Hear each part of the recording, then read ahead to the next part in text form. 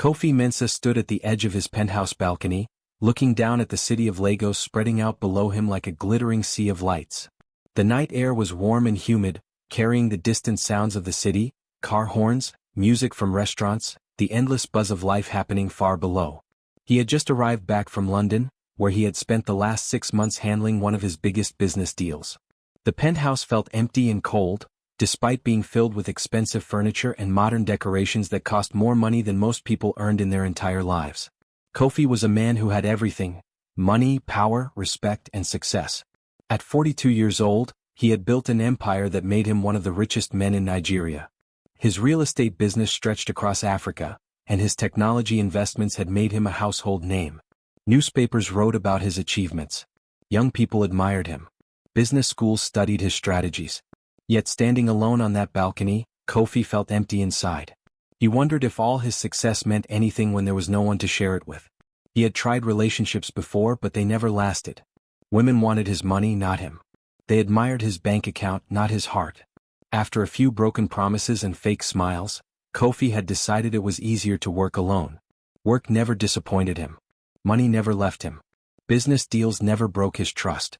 So he poured himself into his company, making more and more money, building bigger and bigger dreams, but feeling smaller and smaller inside. When he returned to his penthouse that evening, his household manager, Mrs. Adeyemi, was waiting for him. She was a kind woman in her 60s who had worked for him for many years. She told him she had hired a new maid because the previous one had moved back to her village. The new maid's name was Chioma, and she came with excellent references. Mrs. Adeyemi said she was a hard-working girl from the eastern part of Nigeria who was quiet, respectful, and very careful with everything she touched. Kofi barely noticed Chioma for the first few days. She moved quietly through the penthouse like a ghost, cleaning and organizing, always keeping herself invisible. She wore simple clothes and kept her hair tied back neatly. She spoke only when spoken to and always called him sir, with respect in her voice. Kofi was used to this kind of service. He barely registered her presence the way a person barely notices the air they breathe. But slowly things began to change. Kofi noticed that Chioma did her work differently than the other maids. She did not just clean, she seemed to care about the space. When she arranged flowers in the vases, she chose colors that matched the room perfectly. When she organized his books, she arranged them so that the ones he read most often were easy to reach. When she cooked simple meals, she made them with attention and love, not just duty. The penthouse, which had felt like a cold museum, slowly began to feel like a home. One night, about 3 weeks after Chioma arrived, Kofi was working late in his study. He sat surrounded by papers and his computer screen glowed in the darkness. Numbers and figures filled his mind. His shoulders ached from sitting too long. His eyes felt tired and heavy. He was thinking about a business deal that was not going well, and stress was eating away at him from the inside. Chioma knocked softly on the open door. She was holding a cup of hot tea and a small plate with homemade biscuits. She said nothing, just placed them quietly on his desk and turned to leave. But Kofi, feeling the weight of his loneliness suddenly crash down on him, asked her to wait. His voice sounded strange, almost desperate. "Are you all right, sir?" Chioma asked, and there was genuine concern in her words. It was not the professional concern of a servant. It was the concern of a human being who actually cared. Something inside Kofi broke open. Maybe it was the tiredness. Maybe it was the loneliness. Maybe it was the kindness in her voice. He found himself talking to her, really talking for the first time in many years. He told her about the pressure of his business, about the weight of always having to be strong, about the fear that all his money meant nothing. He told her about the people who pretended to like him but only wanted his wealth. He told her things he had never told anyone. Chioma listened without interrupting. She did not offer empty advice or false comfort. She simply sat and listened with her whole heart. When Kofi finished, she began to tell him about her own life. She told him about her village in the east, about her family who had very little money, about her dream to help them by working and saving. She told him about the hardship of being poor, about the shame of not having enough, about the strength it takes to keep hoping when things are difficult. As they talked, the night grew deeper. Kofi opened a bottle of wine, the kind he had been saving for a special occasion, and they drank together. The conversation became easier, more natural.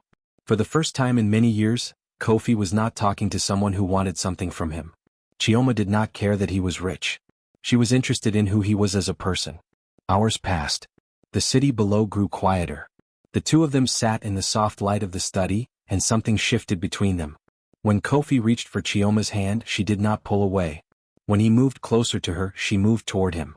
Their kiss was gentle at first, then deeper, filled with the hunger of two lonely people finding each other in the darkness. What happened next was natural and beautiful. They came together not out of desire for money or status, but out of a genuine need for connection and understanding. It was tender and real, and for the first time in a long time, Kofi felt truly seen and truly known. When morning came, Kofi woke to find Chioma already gone. On the pillow beside him lay a handwritten note in careful letters. It read, "Thank you for seeing me as a person and not just a servant. Last night was the most beautiful night of my life. I will always remember you. But this is where our story must end. I am not from your world, and you deserve someone who truly belongs in it. I will leave today and never come back. Please be happy. Chioma." Kofi held that note in his hands and felt his heart break in a way he did not know was possible. Kofi had tried to forget. For 2 years he had buried himself in his work, expanding his business empire across 3 more African countries. He took on more projects, worked longer hours, and filled every moment with meetings and deals and numbers. But no matter how busy he kept himself, he could not forget Chioma.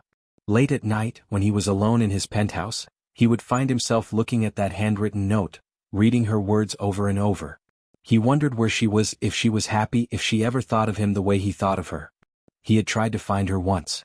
He hired private investigators and gave them her name, but there were thousands of Chiomas in Nigeria. Without knowing her village or her family name, the search went nowhere. Eventually he gave up.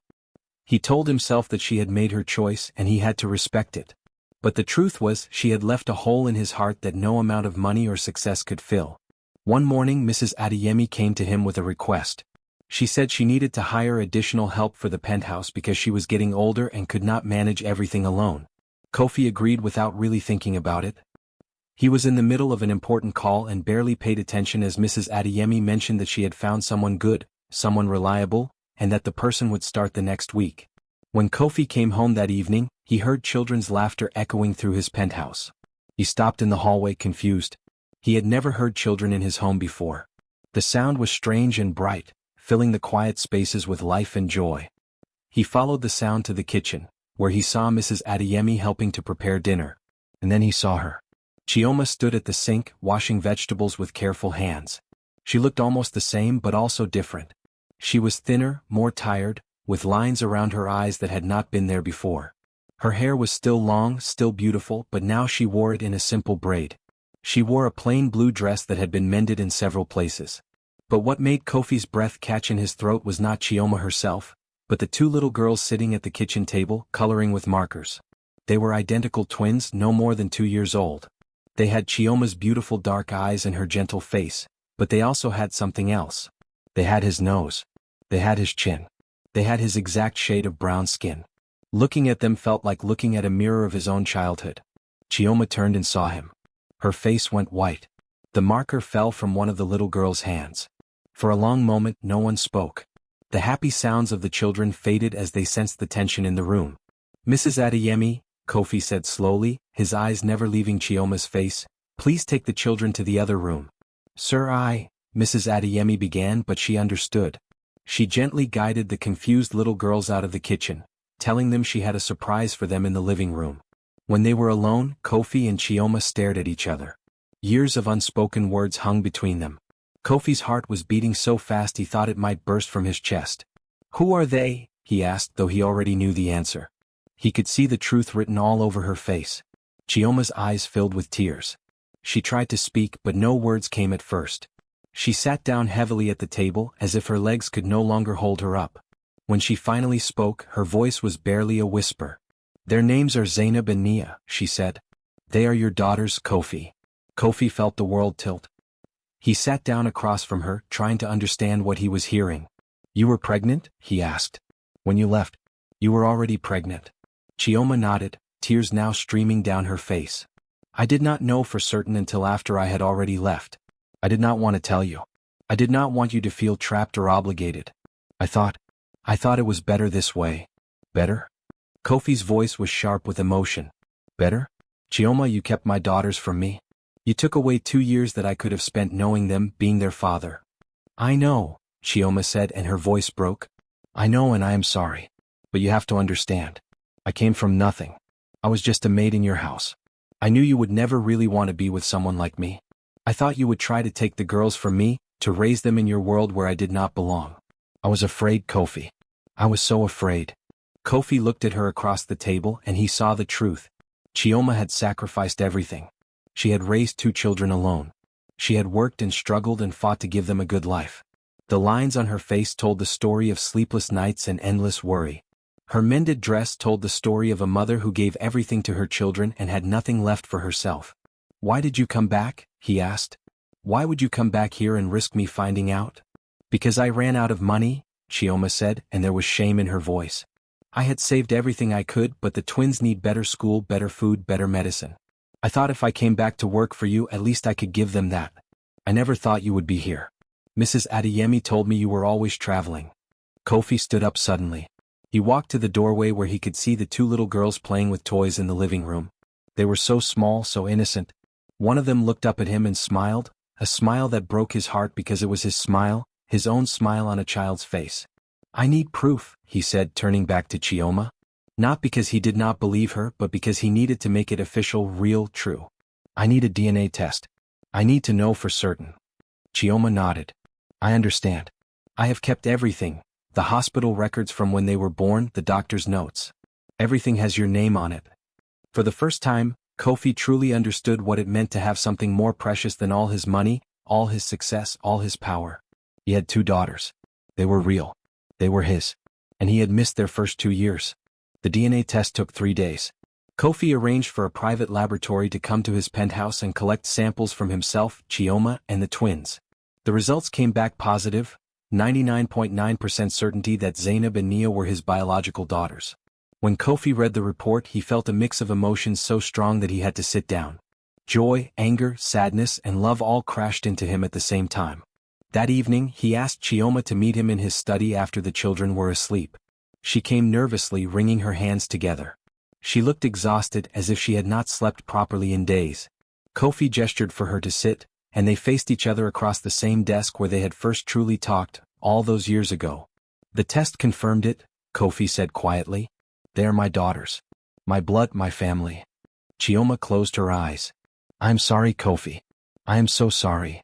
"Why?" Kofi asked, and his voice held all the pain of 2 lost years. "Why did you not tell me? Why did you keep this from me?" Chioma took a shaky breath. "Because I was terrified," she said. "You have to understand what my life was like before I came to work for you. I grew up in a village where we had almost nothing. My father died when I was young and my mother worked as a cleaner in people's houses.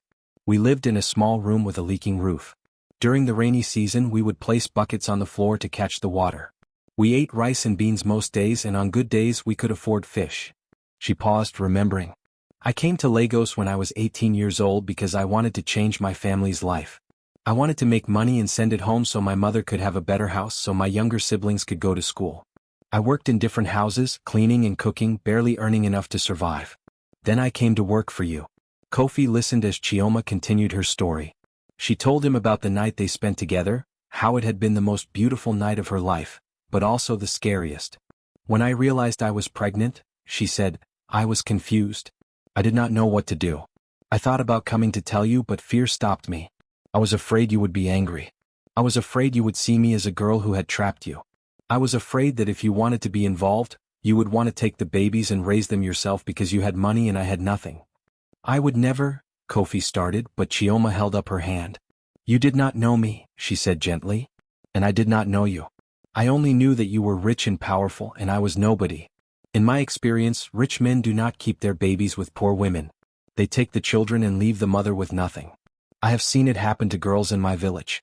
They had babies with men from the city, and those men disappeared. The children were taken away or the mothers were paid money to go away. I could not let that happen to my babies." Kofi felt anger rising in his chest, but as he looked at Chioma's face, he saw something else. He saw exhaustion. He saw determination. He saw a mother who had fought every single day to keep her children safe and loved. "What did you do?" he asked. "After you left, what did you do?" Chioma's eyes filled with tears again. "I went back to my village," she said. "I stayed with my mother for the first few months while I was pregnant. I did not tell anyone who the father was. I let people think I had made a mistake, that the father had abandoned me. It was easier that way. When the twins were born they were so small, so perfect. I looked at them and I knew I had made the right choice. I could not have given them to you. I could not have given them up. But you worked, Kofi said. You raised them alone. How did you manage? Barely, Chioma admitted. I worked as a maid in several houses. I would wake up at 5 in the morning and work until 8 at night. I would take the twins with me sometimes, and the families I worked for were kind enough to let them sleep in a corner while I cleaned. My mother helped me when she could, but she was getting older and could not work as much. There were nights when I did not sleep because the twins were sick and I was afraid they would die. There were days when I could only give them one meal because I did not have money for more. Kofi's heart ached as he listened. He imagined Chioma, young and exhausted, caring for 2 babies alone, working endless hours, barely surviving. Why did you come back? He asked again. You could have gone somewhere else to find work. Because I had nowhere else to go, Chioma said simply. And because the twins needed better than what I could give them. Zainab got sick last year, a bad fever. The doctor said she needed medicine that was expensive. I did not have the money. I sat in the hospital and cried because I could not save my own daughter. That is when I knew I had to do something. I had to be brave enough to come back even though I was terrified of facing you. My children were more important than my fear. Kofi stood up and walked to the window. He looked out at the city lights, thinking about everything Chioma had just told him. He thought about the sacrifice she had made. He thought about the strength it took to raise 2 children alone in poverty. He thought about a mother choosing her children's safety over her own heart. When he turned back to face her, his anger was gone. In its place was something deeper: respect, admiration, and love. I am not angry anymore, he said quietly. I understand now why you did what you did. I do not agree with it, and I wish you had trusted me enough to tell me the truth. But I understand that you were trying to protect them. You were trying to protect them from a world that might have hurt them. Chioma began to cry, real tears of relief and exhaustion. But things are different now, Kofi continued. Now that I know about them, now that I know about you and everything you have sacrificed, things are going to change. You will not work as a maid anymore. You will not struggle anymore. I'm going to take care of my daughters and I'm going to take care of you. Not because I owe you anything, but because you are their mother, and you are the bravest woman I have ever known. The next morning, Kofi woke up with a sense of purpose he had never felt before. He called his office and told his secretary that he would be taking the next 2 weeks off. His assistant was shocked. In all the years she had worked for him, Kofi had never taken time off. He worked every single day, even on weekends and holidays. But now, everything felt different. He went to the kitchen where Chioma was preparing breakfast for the twins. Zainab and Nia were sitting at the table, eating small pieces of fruit. When they saw Kofi, they looked at him shyly. They did not know him yet. He was still a stranger to them, a tall man who appeared in their lives just a few days ago. Kofi sat down at the table with them. He did not try to force them to like him or to be comfortable with him. Instead, he simply sat with them and watched them eat. He asked Chioma simple questions about their day, about what they liked to eat, about their favorite games. Slowly, curiosity began to replace the shyness in the girl's eyes. What is your name? Zainab asked him, speaking in the careful way that small children do. I am Kofi, he said. And I am your father. Nia looked at her sister. Father? She said, testing the word in her mouth. Yes, Kofi said, and his voice was full of tenderness. I am your father. And I love you very much. It was a start. Over the following weeks, Kofi learned how to be a father. He did not know everything at first. He made mistakes. One afternoon he tried to braid Zainab's hair and made such a mess that Chioma had to redo it. Another day he gave them too much juice before bed and they could not sleep. But he was present. He was there. He showed up every single day, not just with money and gifts, but with his time and his attention. He learned that Zainab loved to draw and that Nia loved to sing. He learned that they were afraid of loud noises and that they both wanted their mother's attention first thing in the morning. He learned that being a father was harder and more rewarding than any business deal he had ever made. His relationship with Chioma changed too. The tension between them began to ease. They started to have conversations that were not about the past or about anger, but about the present and the future. Chioma would tell him about the girls' personalities, about their dreams, about the things that made them happy. Kofi would listen with his whole heart. One evening, after the twins had gone to bed, Kofi and Chioma sat on the balcony together. The city lights spread out below them, just as they had on that night 2 years ago when they had first met. But now, everything was different. I have been thinking about your village, Kofi said. About your mother and your brothers. About all the families living there with so little.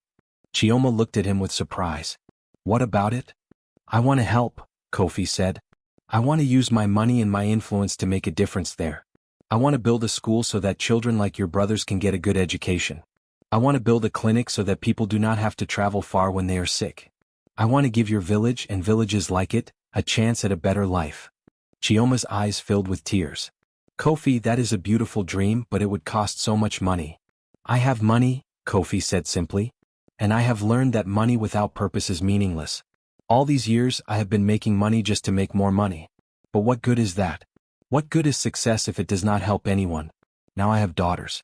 I want them to grow up in a world where people like their mother are not exploited, where children in villages are not left behind, where women are valued and respected. Over the next few months, Kofi put his plan into action. He hired architects and engineers. He traveled with Chioma to her village to understand what the people needed most. He listened to the women talk about their struggles. Lack of access to education, lack of medical care, lack of economic opportunities. Kofi established a foundation in Chioma's name. The Chioma Foundation, he called it, to honor the woman who had sacrificed everything for her children. The foundation began with a school in Chioma's village, a beautiful building with classrooms and a library and a computer center. Local women were hired to teach, to manage the school, to make decisions about how it would run. Then came a clinic, staffed with nurses and doctors who could help with basic medical care and emergency situations.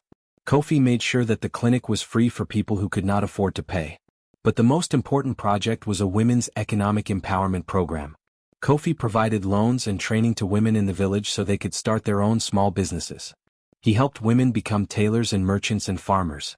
He gave them the tools to provide for their families without depending on anyone else. Word of Kofi's work spread. Other villages heard about what he was doing and asked for help.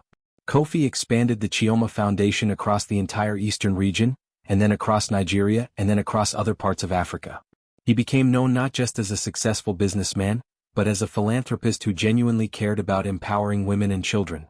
Chioma became the face of the foundation. She traveled with Kofi to different villages, sharing her story, encouraging women to be brave and to dream big. She told them about her own struggles and how she had survived. Women listened to her because she understood their pain. She had lived their lives. Back at home, things were changing too. Kofi had restructured his business so that he did not have to be at the office every single day. He hired capable people to manage his companies, and he stepped back from the constant pressure of making more money. Instead, he spent time with his daughters. He took them to school and picked them up. He helped them with their homework. He played games with them and read them stories before bed. He was there for the small moments that made up a childhood. The scraped knees, the first day of school, the birthday parties, the bedtime prayers. Chioma watched him with their daughters, and her heart healed. She saw that Kofi was not the cold, distant billionaire she had feared. He was a man who could change, who could learn, who could become the father his children deserved. One day, about a year after Chioma had come back into his life, Kofi found her crying in the kitchen. "What is wrong?" he asked, concerned. "Nothing is wrong," Chioma said, wiping her tears. "I'm just happy. I never thought my life would be like this. I never thought I would have a home like this, a partner like you, a future like this. My mother called me today. She told me that because of the school, my youngest brother will be able to go to university. She said she is so proud of me. She said I have changed the life of our whole family." Kofi pulled Chioma close to him. "You changed my life," he said. "You gave me daughters and you taught me what really matters. You made me a better man."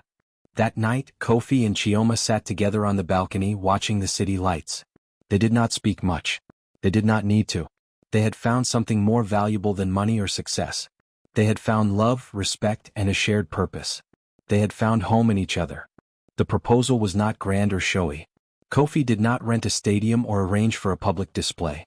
Instead, on a quiet Sunday morning, he took Chioma and the twins to the beach. They walked along the sand as the sun rose over the ocean, painting the sky in shades of orange and pink. The twins ran ahead, collecting shells and laughing with the joy that only children possess. When they reached a quiet spot away from other people, Kofi knelt down in the sand. He pulled out a simple diamond ring, not the biggest or most expensive ring, but one that was beautiful and meaningful. Chioma gasped when she saw it. "Chioma," Kofi said, his voice steady but full of emotion, "you are the strongest, most beautiful woman I know. You have taught me what it means to love someone more than yourself. You have given me the greatest gift, our daughters. Will you marry me? Will you be my wife, my partner, my love for the rest of my life? Chioma cried as she said yes. The twins ran back and hugged them both, not fully understanding what was happening, but happy to be part of the moment. The wedding was planned for 6 months later. Kofi and Chioma decided that they wanted it to blend both of their worlds, traditional and modern, simple and elegant, African and international. It was a reflection of who they were and what they had become together. The ceremony took place in a beautiful outdoor garden venue in Lagos. There were flowers everywhere, bright bougainvillea, white lilies and yellow sunflowers. On one side of the garden, musicians played traditional Nigerian drums and talking drums. On the other side, a string quartet played classical music. It was a perfect blend of two different worlds coming together. Chioma's mother came from the village for the first time in her life. She wore a beautiful traditional wrapper and a head wrap, and she wept with joy as she watched her daughter walk toward her future. Kofi's family was there too, his mother, his siblings, his cousins, and they welcomed Chioma and her family with open arms. Some of them had been confused when they first learned about the twins, but they had come to understand and accept that love does not always follow the rules that society expects. Chioma wore a dress that combined traditional and modern styles. The top was a traditional Ankara fabric in rich colors of red and gold, and the bottom was a flowing white gown. She looked like a queen, and when Kofi saw her, his breath caught in his throat. He could not believe that this was real, that she was really going to be his wife. The twins were part of the ceremony. Zainab carried the rings on a small pillow, and Nia scattered flower petals as they walked. They wore matching dresses that matched their mother's style. They were serious and careful, understanding that this was an important day even though they did not fully understand all of it. When Kofi and Chioma exchanged vows, there was not a dry eye in the entire garden. Kofi spoke about how Chioma had saved him, how she had shown him what real love meant, how she had given him the greatest treasure in the world, their daughters. He promised to love her forever, to support her dreams, to be a faithful partner in all things. Chioma spoke about how scared she had been, how she had not believed that a happy ending was possible for someone like her.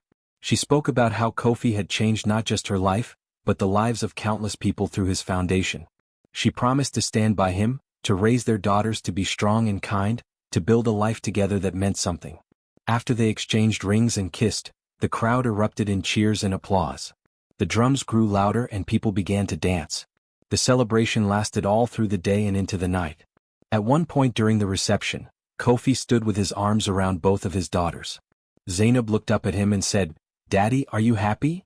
Kofi looked at his daughter's face, so full of innocence and love, and he realized that he had never been happier in his entire life. "Yes, my beautiful daughter," he said. "I am very happy." "Good," Nia said, taking his hand. "Because we are happy too.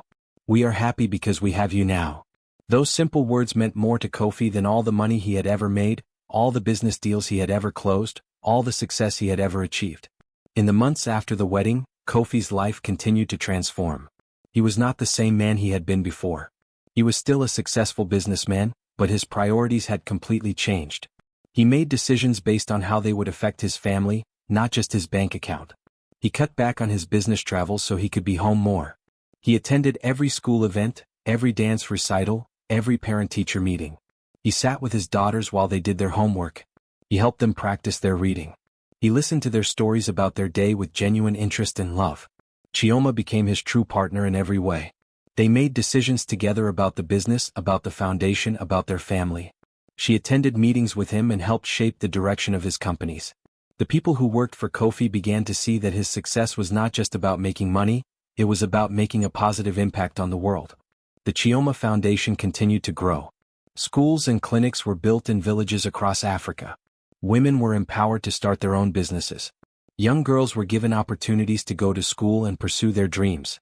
Kofi used his wealth and influence to help those who had been left behind by the world. But the greatest change was in Kofi's heart. He learned that true wealth was not measured in money or property or business success. True wealth was measured in love, in family, in the ability to make a difference in people's lives. True wealth was having someone who loved you for who you were, not what you had. One evening, about a year after the wedding, Kofi sat on the balcony with Chioma. The twins were asleep inside, having fallen asleep during their bedtime story. The city lights spread out below them just as they had on that first night so many years ago. "Do you remember that night?" Chioma asked, resting her head on his shoulder. "I will never forget it," Kofi said. That was the night my life changed even though I did not know it at the time. I was so scared that night, Chioma said. I was scared of what I was feeling, scared of getting close to you, scared of everything. But something inside me knew that you were different. Something inside me knew that you could be trusted. And you were right, Kofi said, kissing the top of her head. And I was lucky. I was the luckiest man in the world to find you. They sat together in comfortable silence, two people from completely different worlds who had found their way to each other. They thought about their journey, the pain, the struggle, the fear, and finally, the love that had conquered it all. Kofi thought about how close he had come to losing everything. If Chioma had not come back to his house that day, if he had not looked in the kitchen and seen those two beautiful little girls, his life would have remained empty and hollow. He would have continued to make money and achieve success, but he would have missed the one thing that truly mattered: love and family. Thank you, he whispered to Chioma. For what? She asked. For coming back, he said. For being brave enough to come back and give me a second chance. For giving me our daughters. For choosing to love me even though you were afraid. Chioma turned to face him. Thank you, she said, for being the kind of man who could change, who could learn, who could love so deeply. Thank you for seeing me not as a maid but as a person worthy of love and respect. Thank you for making all my dreams come true.